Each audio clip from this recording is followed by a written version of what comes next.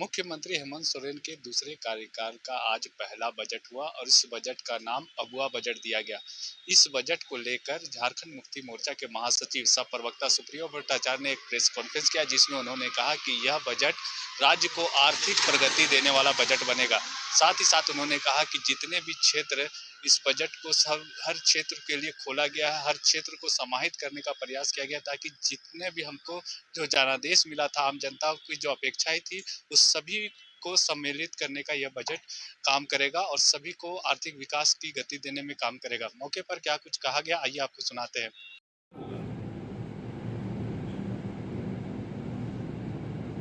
अनुसंधान अन्वेषण के क्षेत्र, परिनिर्माण के क्षेत्र, साथ साथ जो सबसे महत्वपूर्ण है स्वरोजगार,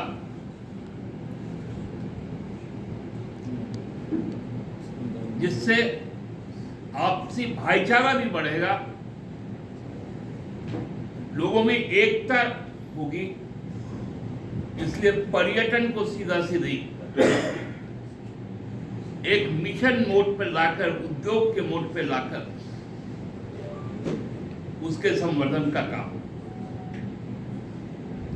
आप देखे होंगे हमारे सामाजिक न्याय देश में अव्वल है, सामाजिक सुरक्षा अव्वल।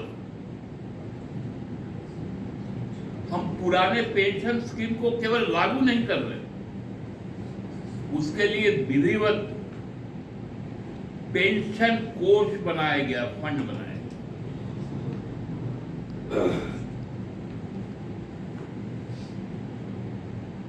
ताकि कोई विघ्न ना आए। मैया सम्मान के लिए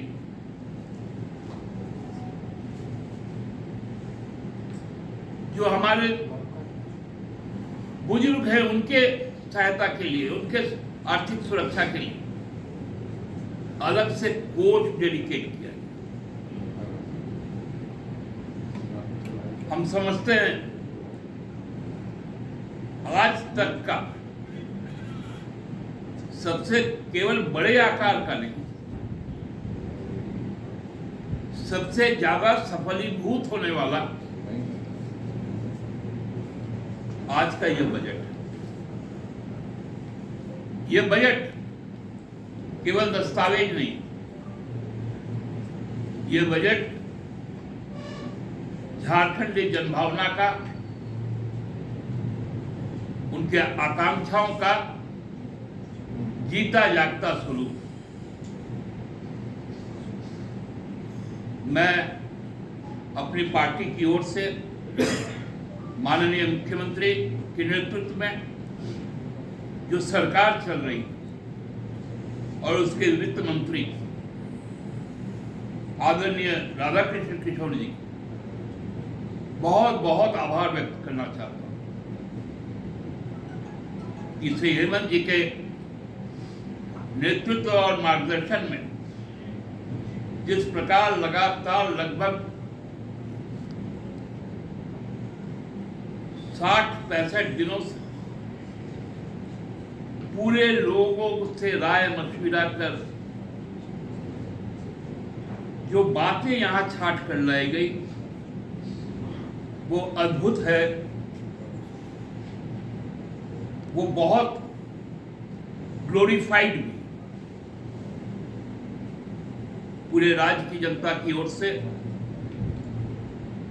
हम लोग इस बजट को लेकर बहुत आशान्वित हैं और इसका बहुत बहुत स्वागत करते हैं।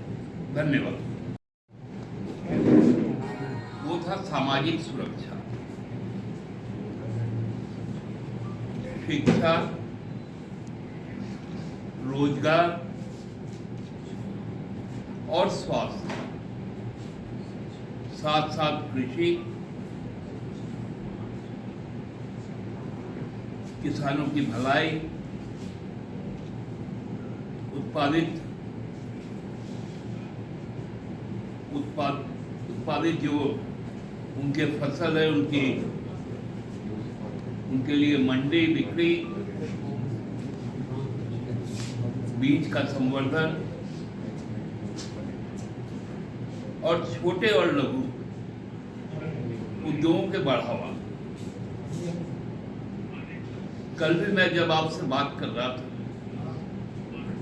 तो आपको कहा था कि हम 3D बजट की ओर बढ़ रहे हैं, मतलब खुशहाल झारखंड, समृद्ध झारखंड और विकसित झारखंड। आज का बजट जो 1,45,400 करोड़ का आया, उसमें ये सभी बातें समाहित। हमने न केवल वादा किया कि हम अपने बच्चों को अच्छी पढ़ाई, गुणवत्तापूर्ण जीवन स्तर मुहैया करेंगे, वरन बाकी के, खासकर पूर्वी राज्यों के और पूर्वोत्तर राज्य के जो विद्यार्थी है हमारे राज्य में आ पाए। एकदम डेडिकेटेड एजुकेशन सरकार की प्राथमिकता है।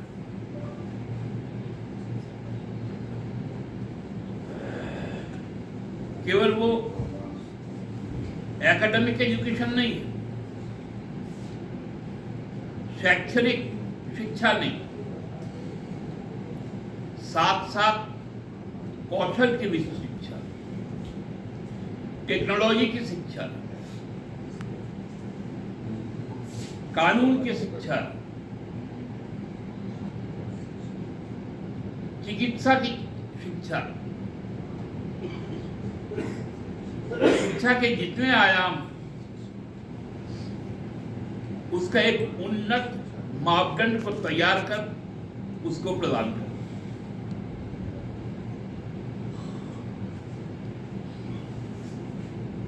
हमारे विद्यार्थियों में कई ऐसे हुनर जिससे बहुत कुछ तैयार किया जा सकता।